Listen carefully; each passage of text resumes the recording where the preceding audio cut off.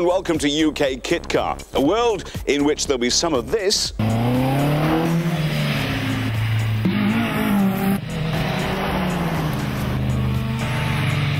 some of this,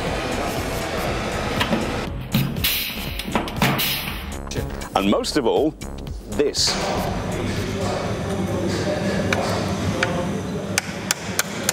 Getting the drive shop, that's a drain. Get the drive shafts out. What were you doing with an Allen key there? With an Allen key, a chisel down the side. Right. I got one out of it.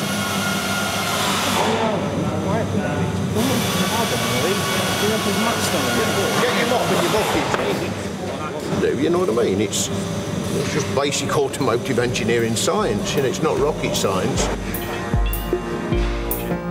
You see, this is the plan.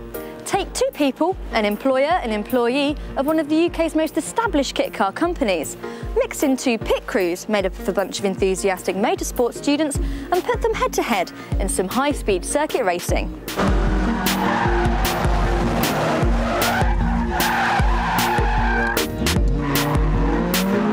Overseeing the process are two guys who may just know how to make the whole thing work.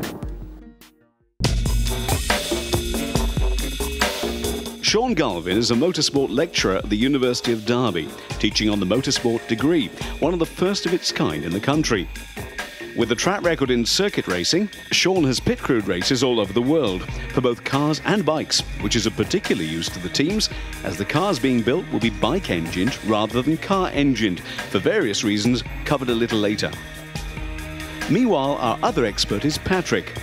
A mechanical engineer by trade, Patrick has a particular interest in automotive engineering, which has led him to teaching on the same motorsport degree.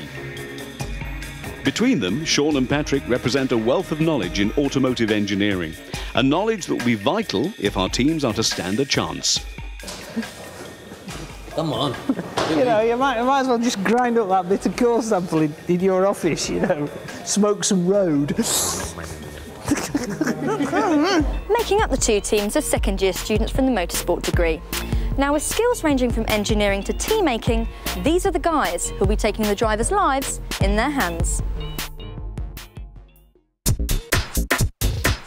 First, there's Team 1, Steve's pit crew in waiting. Amongst the eager young recruits is Ben, 20 years old and from Northampton. Ben's currently driving an old Mini, yet his dream car is a Lamborghini. We'll knock that out of him by the end of the programme. Then there's Tom, a Yorkshire lad who'll probably get on with Matt very well as a result. Also driving a Mini, his car of choice will be a Pagani Zonda. Now that's slightly more like it. Another Zonda nut is Matt, one of many Matts, as there seems to be quite a few amongst the teams. Matt hails from Derby, so is a local lad with a keen interest in composites and carbon fibre, which could well lead to a Formula 1 job, if he's any good. Mike is a slightly older student, with 4 years garage work under his belt, with qualifications to match. He's come to uni to help add theory to his practical knowledge. Little did he know that he'd end up building a couple of kit cars. Then there's Matt and Tom. Yeah, another Matt and Tom to add to the confusion. Tom has a background working in a Jag dealership and wants to work in a racing team, whilst Matt will be happy with anything in the motorsport industry.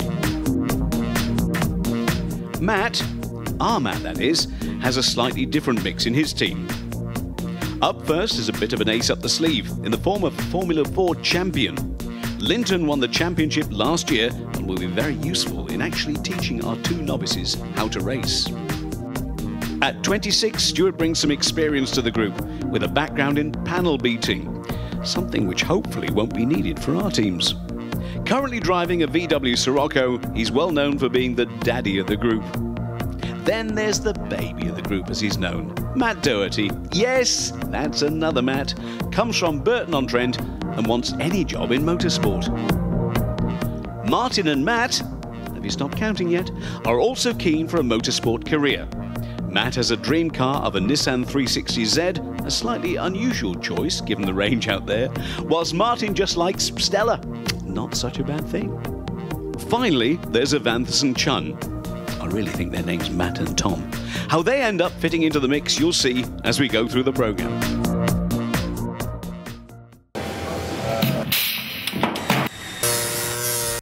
Behind their respective wheels are Steve Nee and Matt Perrins. The brainchild of Steve, this whole racing idea was presented to Matt as a fait accompli. Well, if Matt objected to racing, he didn't show it. But there again, if he had, he may have struggled. You see, Steve is Matt's boss, well, in a way, because Matt and Steve work with Silver Auto Kits, which is the brainchild of Jeremy Phillips. Now, Jeremy is no stranger to this world. He's been building and racing his own kit cars for over 25 years. And in the 90s, he experienced huge success, 8 out of 10 winners in the 750 Motor Club Kit Car Championships. It'll be interesting to see if Steve and Matt can actually cut it. If they can't, they've chosen the wrong car to blame. A strong interest in kit cars led to Steve's involvement with the company that he's racing with, Silver Auto Kits. However, cars aren't Steve's first love. The question, what you do, often leaves Steve a little stumped, with the inquisitor a little confused by the eventual response. Steve is not only involved with running Silver, but also runs Cloudbass, a production company which provides crew to outside broadcasts. Then again, he has a background in music production and acoustics.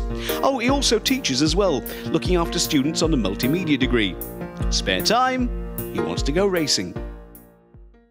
Matt, on the other hand, is fresh-faced out of university, having studied a degree about rocks and stuff, with the original intention of going on to some form of career which dealt with the natural environment. Instead, he's decided to play with a less than environmental object, the motor car. A high-performance one at that. So how did he get involved with kit cars? Well, this is where it gets tricky. You see, Matt is actually the brother of Steve's partner, Sarah. A self-confessed petrolhead, Matt responded to Steve's invitation to be involved with his business ideas by coming on board to manage the day-to-day aspects of Silver's customer operation. Initially fabricating chassis to learn his trade, but now concentrating on sales, car builds and customer support. So let's recap. Steve is Matt's boss. Steve is also Matt's sort of brother-in-law, with Sarah, Matt's sister, stuck in the middle of it all. So what does Sarah think? Quite. Then there's Jeremy, the proven race car designer, watching over with quiet bemusement. Add in the experts, a bunch of students who may or may not be able to get out of bed, add 2 high-performance race cars, pour in some petrol, and stand well back. This could get interesting.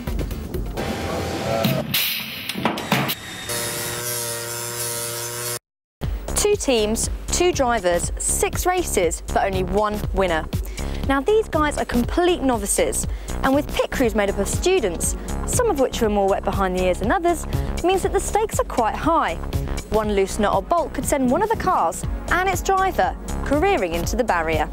If they manage to make it, Steve and Matt will be competing in the road-going bike RGB Championships. When we say if they actually make it, we mean if they actually make it. You see, not only have these guys got to get the cars ready for the races, but they actually have to get the cars ready full stop. Now, Steve may take care of business at Silver, but Matt sometimes actually builds the kits, amongst other things. If a well breaks at 120 miles per hour, then it will be his fault. These guys and their teams have to build their cars before ever turning the key. So that's where we start. Let's go back to late summer when the nights were drawing in and Steve went to present his crazy ideas to a bunch of unsuspecting second-year students.